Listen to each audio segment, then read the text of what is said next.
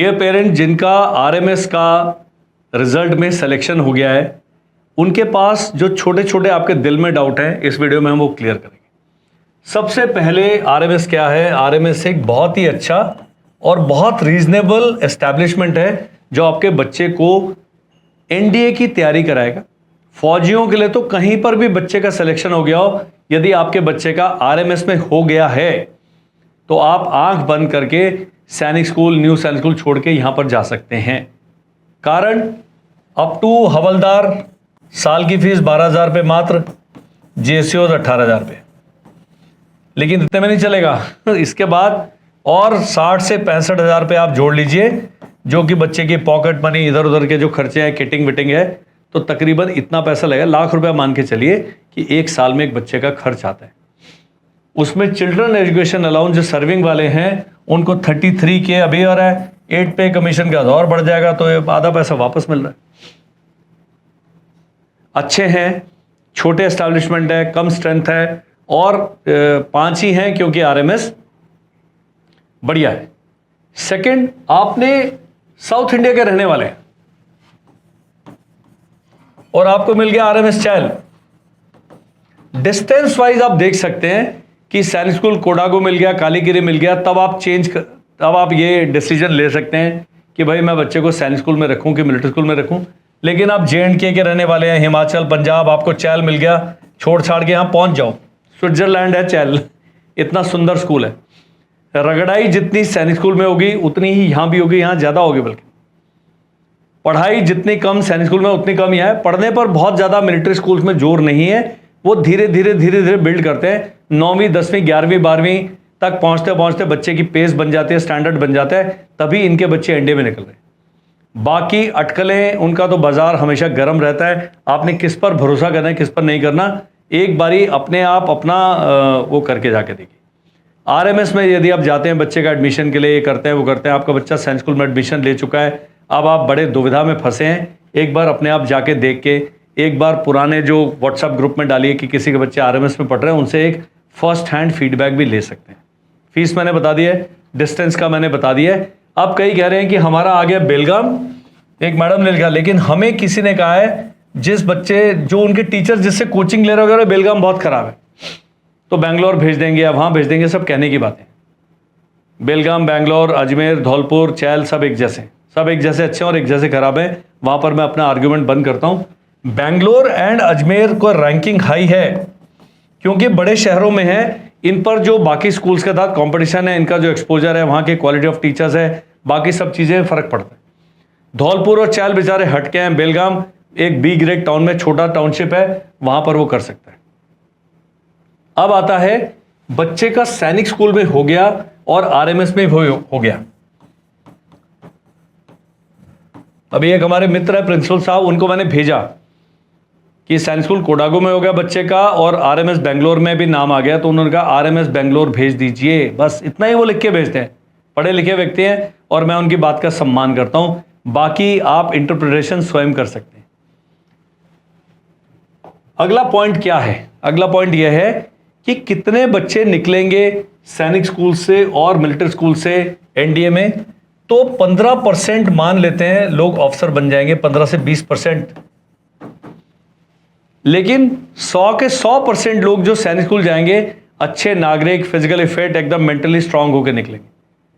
बाद में आईएएस भी बन सकते हैं, डॉक्टर, इंजीनियर। आप देखेंगे सैनिक स्कूल से पढ़े हुए, अभी एक मेरे पास आए थे भिवानी से मिल रहे, वो आरएमएस बेलगाम के पढ़े में, ही इज अ डॉक्टर, बड़े सक्सेसफुल डॉक्टर है। तो ये किसने कहा है? क्योंकि 12th के बाद जब बच्चा जाएगा, 1 साल का आपने ड्रॉप ले लिया, 12+1 कर लेते हैं, इस साल में जब कंपटीशन की तैयारी करेगा तो ये जो डिसिप्लिन और ये जो फिजिकल फिटनेस, मेंटल स्ट्रेंथ जो बच्चे ने डेवलप किया है, वो उसको यहां पर बहुत अच्छा फोकस मेंटेन करने में सहायक होगा। ये आप वो नहीं करते। एक मैडम का मैसेज आता है कि सर हमारा बच्चा 7वीं में मात्र 65% नंबर लेके आया, उससे पहले वो 85% लाता था, तो आरएमएस में उसका स्टैंडर्ड गिर गया है। मैंने कहा पहला आपका बच्चा 400 मीटर दौड़ता था, बेहोश हो जाता, अब 4 किलोमीटर भाग के एकदम वो उसको पसीना भी नहीं आ रहा है। वो बच्चा गेम्स खेलने लगा है, वो बच्चा शारीरिक मुकाबला चल रहा है, लड़ाई 2-4 मुक्के मार के आ रहा है, वो उसको क्यों नहीं गिनते आप? और ये किसने कहा कि 85% करते ही वो आपके सिटी के डीएम लग गए? वो 6ठी से 7वीं में ही तो गया है। तो ये जो आपका बहुत बड़ा ऑब्सेशन है एकेडमिक के लिए, कभी कभी मुझे घबराहट होती है। बच्चे की आंख में इतना मोटा चश्मा लगा है, एक गेम खेल नहीं रहा है, बोल नहीं पा रहा है, खड़ा नहीं हो पा रहा है, दौड़ नहीं पा रहा है, ऑकवर्ड सा हो गया है। उसमें सैनिक स्कूल में ठीक है यार, सब लोग 65% पे आ जाएंगे, लेकिन सब लोग अच्छे उसके खड़े होने की जब उसका स्टैंडर्ड देखेंगे, उसका पोस्चर देखेंगे, बॉडी लैंग्वेज देखेंगे, आपको अपने आप अपने बच्चे में फर्क महसूस होगा। ये 11वीं 12वीं तक होता है नंबर नंबर नंबर, बाद में होता है करियर करियर करियर, कितनी पे, उस पर आप बातचीत नहीं करते हैं। सैड। जितना टफ है सब लोग नहीं टिकते हैं। मिलिट्री स्कूल का रूटीन बहुत टफ होता है। सीनियर करेगा तंग, मुर्गा बनेगा लड़का, सुबह उठेगा, पीटी करेगा, खाने के लिए बस जो मिल रहा है वही मिलेगा, उतने टाइम पे मिलेगा। कोई उनके नखरे उठाने के लिए वहां कोई नहीं बैठा, तो दुनिया में कोई नखरे नहीं उठा रहे। Please keep that in mind. तो सैनिक स्कूल आरएमएस में, आरएमएस इज अ बेटर बेट। जब आपने देख लिया जैसे आरएमएस में कुछ चीजें एकेडमिकली डाउनग्रेड है, वही सैनिक स्कूल का भी हाल है, वहां भी वही माहौल है। मत भेजिए, आप एग्जाम देने दीजिए बच्चे को। तो ये बड़ा कॉन्शियस डिसीजन है आपने लेना है। अब क्या जी जॉइनिंग इंस्ट्रक्शन आई है, ये NIE LIT की साइट पे जिसने डाउनलोड करनी है कर लिए। यहां इन्होंने शॉर्टलिस्टेड एडमिशन है JCO OR बॉयज जनरल। अगर आपने यहां गलत कैटेगरी भरी है भाई साहब, बच्चा निकल जाएगा।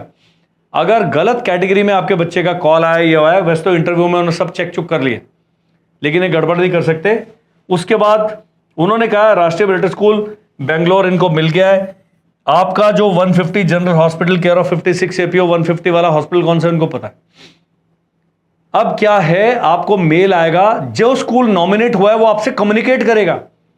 कल रिजल्ट आया कल रात को, सर हॉस्पिटल का भी पता नहीं लग रहा है, कहां जाए मेडिकल के। लिखा है यार 8 बजे तक करना है आपने, 2 दिन लगेंगे मेडिकल में।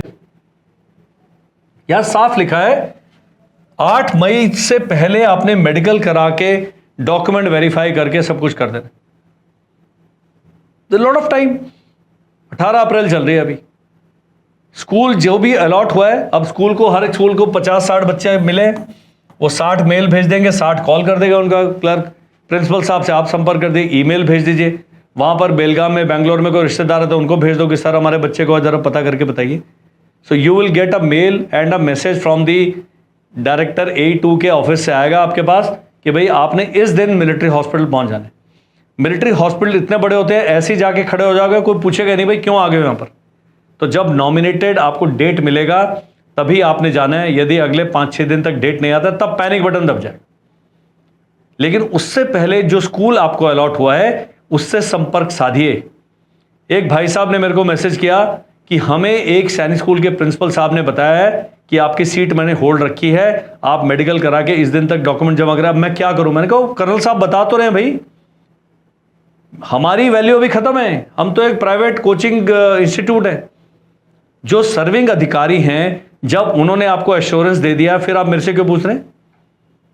एक मेरे को कह रहे हैं, मैंने कहा भाई NSS में रिकमेंड नहीं करूंगा। वो मुझे पहले पूछ रहे हैं कि आप अपनी सलाह दीजिए। मैंने कहा भी मेरी सलाह है।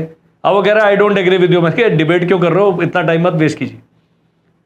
तो मेरी एक और जो बाकी कोई भी आपके इंस्टीट्यूट है उनकी एक लिमिटेशन है। हमारी लिमिटेशन है, हम जो फैक्चुअल जानकारी है वो दे देंगे। जो एक्चुअल जानकारी है, जो सही में करने वाले हैं, इस स्कूल के हेड क्लर्क साहब की एम्पावरमेंट मेरे से ज्यादा है। वो काम कर रहा बंदा, उनके प्रिंसिपल साहब, उनके वाइस प्रिंसिपल साहब, they are the empowered lot. वो कहेंगे 8 की जगह 9 मई को आ जाओ, कोई चैलेंज नहीं कर सकता। उनका भाई उनका डिपार्टमेंट है, उन्होंने काम कर रहा है। सो ये जो ज्वाइनिंग लेटर है, अब इसके साथ मेडिकल फॉर्म, ये सारी चीजें आएंगी। प्लस स्कूल ज्वाइन करने से पहले बहुत सारी इंस्ट्रक्शंस आपको आनी है। कौन सा सामान खरीदना है, बच्चे की सेशन कब से स्टार्ट होगा, ये कब से होगा। तो मेरे ख्याल 1 जून से इनका सेशन स्टार्ट होगा, उससे पहले सारी एडमिशन प्रोसेस पूरा हो जाएगा। अब 1 से 2% लोग हैं, 5% मान लेते हैं, जो डॉक्यूमेंट्री कारणों से, जिनका हार्ट फेल हो जाएगा आरएमएस के गेट के अंदर जाते ही, या जो मेडिकली अनफिट हो जाएंगे। ऐसे भी अभी शेर है। तो नेक्स्ट जो है मेरिट में उनको बुला लिया जाएगा। लेकिन जिनका अभी तक इंटरव्यू नहीं हुआ है उनका बुलाया जाना, उसके चांसेस बहुत कम हैं। अब क्या हुआ, इन्होंने 750 लोगों को बुलाया था इंटरव्यू के लिए, 365 प्लस 152 इतने लोगों को शॉर्टलिस्ट कर लिया, तकरीबन तो होगा प्लस माइनस 1-2 हो सकता है, मेरे को डेटा याद नहीं है।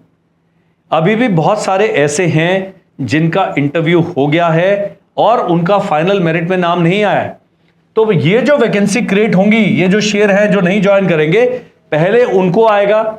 अगर वो नहीं पूरा पड़ता है तब जाके कोई सेकेंड लिस्ट जारी होगी, और ये होने का समय 30 जून, उससे पहले नहीं होगा।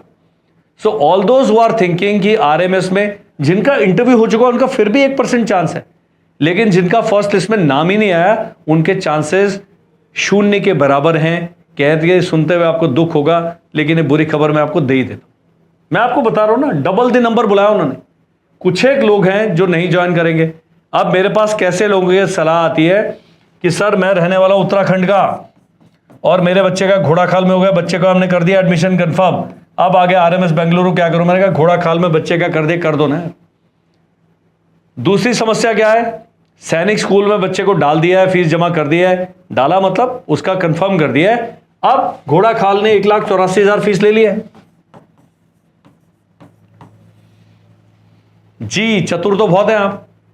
अब आपने कहा आरएमएस भी बच्चे का हो गया, तो घोड़ाखाल किसी तरह से 1.84 लाख पूरे वापस कर देगा, वो नहीं करेगा। कितने करेगा ये घोड़ाखाल के प्रिंसिपल साहब के अलावा कोई नहीं बता सकता। 30-35 हजार रुपए कट जाएगा, इतना मेरा अनुमान है। सारे साल का मैडम का शॉपिंग बजट, 2 अच्छी साड़ियां, एक आधा कोई छोटा मोटा और मोबाइल फोन चेंज कर सकते हैं, 35 हजार में इतना ही बस फर्क पड़ता है। ये रिस्क आपको लेना पड़ेगा। दूसरा जो है, सर हमारा बेंगलुरु में आ गया है, हमें चैल चाहिए, तो ये आप जब आपके प्रिंसिपल साहब हैं वो बताएंगे। और प्रिंसिपल साहब क्या बताएंगे मेरे मुंह से सुन लीजिएगा। मैं प्रिंसिपल होता बेंगलोर का, मैं कहता नहीं होगा, तो ये जवाब मिलेगा वहां से भी। आप उनके मुंह से सुनेंगे तब आपको सेटिस्फेक्शन मिलेगा। ये सत्य है जीवन के। डिसीजन मेकिंग आसान नहीं है। जम्मू कश्मीर से बेंगलोर जाने में 4 दिन लगते हैं, ट्रेन से जाएंगे, रिजर्वेशन मिलेगा नहीं मिलेगा, 3-4 चक्कर लगते हैं एक साल में आपके वहां पर। बच्चे को लेने जाना, छोड़ने जाना, फिर लेने आना, छोड़ने जाना, 4 तो मान लीजिए।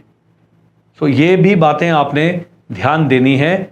बाकी मैंने बताया शेड जो नए नए बने हैं सैनिक स्कूल, चाहे वो पुराने भी है, अमेठी है, झांसी है, मैनपुरी है, ये भी बेचारे नए बच्चे पैदा हुए, इनका भी कोई स्टैंडर्डाइज अभी सेट नहीं हुआ है। जो पुराने खुर्राट स्कूल है वो अलग है।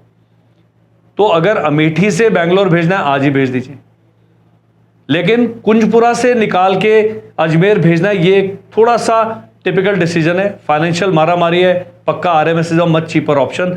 ये डिसीजन के लिए मैं केवल इनपुट्स दे सकता हूं, फिर मैं कुछ बताऊंगा नॉट रिकमेंडेड, आप लिखेंगे I don't agree with you, please don't agree with me. मैं तो कहीं नहीं कहता you have to agree with me, ये तो इनपुट्स हैं खाली।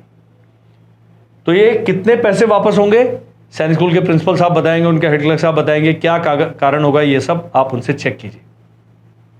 एक आरएमएस से दूसरे में ट्रांसफर होगा, ये आरएमएस के ही अधिकारी बता सकते हैं। कर्नल अमरदीप सिंह या एबीसीडी इंस्टीट्यूट के संचालक नहीं बता सकते। हम एम्पावर्ड नहीं है, हमारे पास अथॉरिटी नहीं है, इतनी नॉलेज भी नहीं है, और हम क्लेम भी नहीं कर रहे। अब एक ने पूछा है सर मेरी बेटी का आरएमएस में हो गया है, भेज दूं कि नहीं भेज दूं। मेरी शुभकामनाएं आपके साथ हैं, ये डिसीजन आपका है।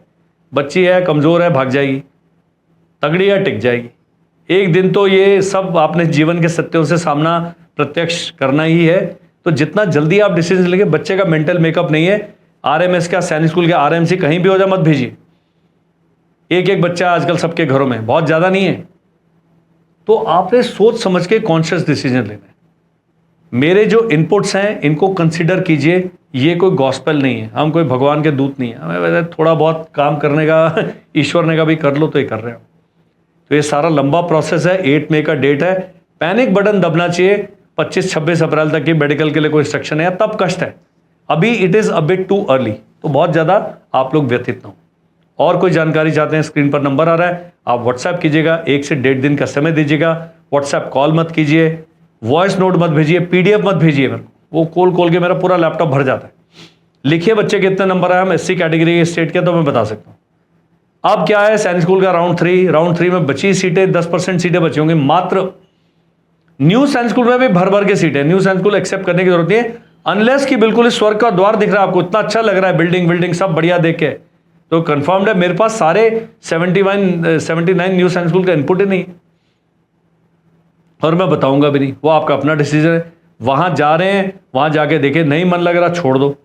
अब आपने एक्सेप्ट करके एडमिशन ले लिया तो सीधा स्पॉट राउंड में पहुंच गए और बीच के ई काउंसलिंग में आपको लागू नहीं है। ध्यान क्या देना है, यदि पुराना सैनिक स्कूल मिलता है उसको आप रिजेक्ट करते हैं तो हर बार हर राउंड में सीटें कम होती रहेंगी। एक सर ने और मैसेज किया कि वेटिंग लिस्ट 1 को ही अगले सेकंड राउंड में सीट नहीं मिली तो क्यों ई काउंसलिंग कर रहा है। मैं क्या, बाकी ई काउंसलिंग तो पूरे 112 स्कूल के लिए, खाली आपके लिए थोड़ी है, खाली एक स्कूल के लिए थोड़ी है। और जो एक मैडम को मैंने लिख के भेजा डेटा, वो भी ध्यान दीजिए, 15,000 बटे 89,000, इतने बच्चों ने क्वालिफाई 6 में, इतनी सीटें आई, अप्रोक्सीमेट आई। दैट मीन 74,000 बच्चे बेचारे, उनको कुछ भी सीट नहीं मिलेगी। These are realities, these are facts of life. That's all, thank you and जय हिंद।